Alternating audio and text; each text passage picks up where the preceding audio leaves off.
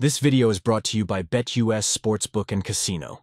In part one of this series, I gave you 5 reasons why West Virginia will beat Penn State on August 31st, 2024 in Morgantown. Well, in part 2 of this series, which is brought to you in part by BetUS Sportsbook and Casino, I'm going to give you 5 reasons why West Virginia will actually lose the game against Penn State on August 31st. And I'm going to give you those 5 reasons right after this word from this sponsor. Since 1931, the attorneys at Couz, Cantor, Stone Street, and Buckner have been the voice for victims who have suffered serious injury or death. They have a fierce passion for truth and justice and a sincere compassion for those who have been wronged by others. Whether you have been in a car accident or fighting with an insurance company, or you or a loved one has suffered serious injury or death due to medical negligence, we will ensure your voice is heard loud and clear. Couz, Cantor, Stone Street, and Buckner will ensure there is justice for all West Virginians because we are your lawyer. Your voice. Visit us at yourlawyeryourvoice.com. What is up? Come on in. Make yourself comfortable. Belly yourself up to the bar. Let me pour you out another shot of top-shelf college football content. On tap today at Couz's Corner. Of course, I'm your host, Couz. We are talking about the 5 reasons the West Virginia Mountaineers will drop the opening game of the 2024 college football season to the Penn State Nittany Lions. And before I get into the list, I want to talk a minute to the Penn State fans out there. A bunch of you came after me on my last video telling me, one guy said I was smoking something or whatever. There was no chance West Virginia is going to beat Penn State. Well, first of all, do your listening comprehension skills need a little work? I said in that video multiple times, it was part 1 of 2. And in the second video, I was going to explain why West Virginia would lose to Penn State. I also said in that video that I predicted Penn State to win the game in my preseason prediction. But apparently Penn State fans totally choose to ignore that part of the video and only pull out what they want to hear. Yes, West Virginia fans are confident in their team going into 2024. What's wrong with that? There's nothing wrong with that. Yes, on paper, Penn State, you're the more talented team. Yes, you're 10.5-point favorites to win even in Morgantown. I get that. Yes, you beat us by more than 3 scores a year ago. But that doesn't mean that West Virginia doesn't have a chance, and a darn good one at that.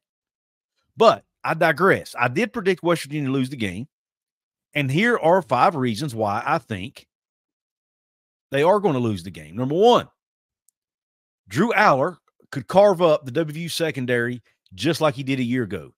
Yes, West Virginia brings in some really talented guys out of the portal.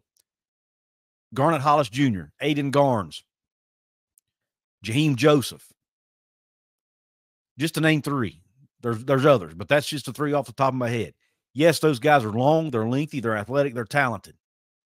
But it will be game number 1 playing for the West Virginia Mountaineers, and can they gel together, especially in game 1? Will there be any communication issues? That's stuff to keep in mind. And last year, Drew Aller did have a really good game against West Virginia. He could do that again. And if West Virginia is unable to get a good pass rush on Drew Aller, he very well could. So the combination of lack of a pass rush and the secondary not being able to cover long could be 2 of the reasons West Virginia will lose to Penn State on August 31st. Reason number 2, WVU could just commit too many careless mistakes. They could revert back to the 2022 team that had a lot of pre-snap penalties, a lot of false starts. They could make special teams bonehead plays like happened last year. Anything could happen. Garrett Green could turn the ball over a couple of times. He only threw 4 picks last year, so that means he's kind of due, right, to throw a pick or 2. Maybe that happens in this game. Maybe there's some fumbles. Any of that could happen in this game, and as good as that Penn State defense is, they could force West Virginia to make some mistakes. Now, the good thing is this game isn't home, so the crowd will be on West Virginia's side, so there shouldn't be any false start penalties due to crowd noise. But speaking of Garrett Green, who I mentioned a minute ago, he's a running quarterback, right? He loves to run the football. Well, right now I've got a message for you from another quarterback who used to like to run the football against West Virginia, though, on a different sideline.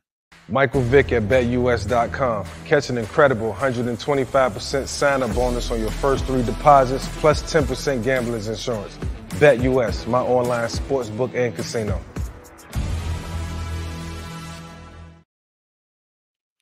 The third reason West Virginia will lose to Penn State on August 31st. They will not be able to establish the run game, which is what carries this team. This Penn State defense, on paper at least, and even according to folks like Phil Steele, you could even say they're elite, at least on paper. And if they can stop the run, if they can shut down C.J. Donaldson, if they can shut down Jaheim White, even if they can shut down Garrett Green in their run game, make West Virginia one-dimensional, force Garrett Green to throw the football, and if he hasn't been able to cure those accuracy issues that he had a year ago, or if the West Virginia receivers are not able to get separation from those really talented Penn State DBs, West Virginia will be one-dimensional and the offense will struggle. There could be a lot of 3-and-outs. They could lose a field position battle because of it, may be forced to punt a lot, and that in turn could lead to a Penn State win in Morgantown on August 31st. The fourth reason West Virginia will lose to Penn State, a key injury to a West Virginia player. What if Garrett Green happens to go down? We know he's been injured at least one game or two each season, each of the last 2 seasons. He likes to run the ball a lot. What if heaven forbid, what if he gets hurt? Now, we have heard great things about Nico in fall camp. He apparently has made great strides, and I have confidence in Nico. But what if? What if Garrett goes down, Nico comes in, and Nico struggles? That is something to consider. Or what if a safety goes down? West Virginia is not they're deeper than they were a year ago, but they're still not super deep at the safety spot, in my opinion. And there's some new faces at that position, and they're young at that position in spots. What if what if one of the starting safeties goes down? Anthony Wilson or Aubrey Burks, heaven forbid, or somebody like that goes down and they have to rely on a backup. And it could be a backup who's moving up from a G5 school who just may need a game or two to adjust, or a few games to adjust. Again, a very possible scenario, and could be a reason West Virginia loses to Penn State on August 31st. And last but not least, the fifth reason West Virginia would lose to Penn State on August 31st, Andy Kotelnicki, the offensive coordinator at Penn State. I know those of you who watched video 1 were going to say, Couz, you're contradicting yourself. You said it might take the coordinators a few games to adjust, or a season to adjust to their new personnel, or the players to adjust to the coaches. That's right, it could. But what if it doesn't? We know how good of an offensive coordinator Andy Kotelnicki is from his days at Kansas. He was able to keep the West Virginia defense on their toes with motions, with odd formations, and all kinds of different things. He kept that defense confused in 2022. What if he's able to do that again at Penn State with even more talent on the roster? Would the West Virginia defense be able to handle it? And what if the Penn State offense has adjusted to Andy Kotelnicki's play calling? What if spring ball and fall camp was all they needed? And what if he's able to come out? And what if this Penn State offense is elite and a lot better even than they were a year ago? And what if that's because of Andy Kotelnicki, or at least in large part due to Andy Kotelnicki? So the opposite of what I said in video 1 could actually be true. Andy Kotelnicki could actually be a big reason West Virginia loses a game instead of a reason they win the game. Like someone said in the comments under the previous video, where it's all basically a guess, right? I don't think that was the word they used, but I'm paraphrasing. But hey, everything is up until the game's played, right? Right now we're just prognosticating. We're just guessing. We're just predicting. None of us knows anything. We're just, again, it's all fun leading up to game time. I want to give a shout out right now to my VIP channel members of this episode: Dustin Saltz, S. Michael DeHart, FSU 45, and Tax Sprint. Thank you all for being VIP members. If you want to become a VIP member, hit the join button below. Go to my channel homepage and hit the join button there. There may even be a link in the description box that will take you there where you can join. There's a $2.99 level and a $4.99 level each month. There are perks that go along with each level.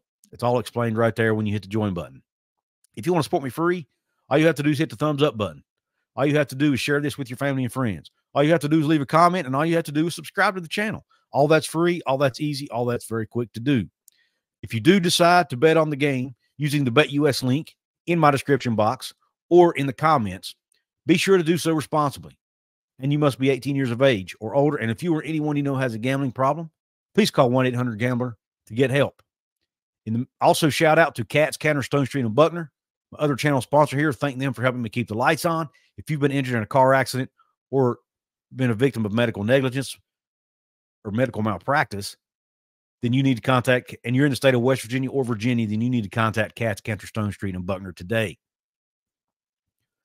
You can also check out this video right here in the top corner of your screen. It's part 1 of this series. I appreciate you checking out part 2. Have a top shelf day, and cue Country Roads.